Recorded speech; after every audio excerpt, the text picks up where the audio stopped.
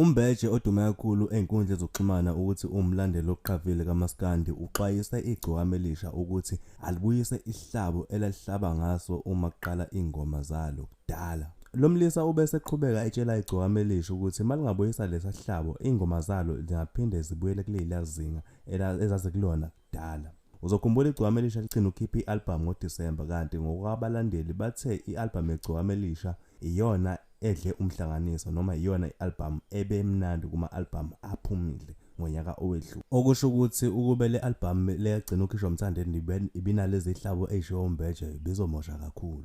Igcokama Elisha engomeni zakhe ubuyise lento yaqala wawuyifaka ingoma mayisaqala lento ethi tin tin tin tin tin tin tin tin tin tin tin leyo nto uyibuyise uzozwa ingoma zakho izovutha njengaleya ndlela ibuyise leyanto imnandi kabi leyanto.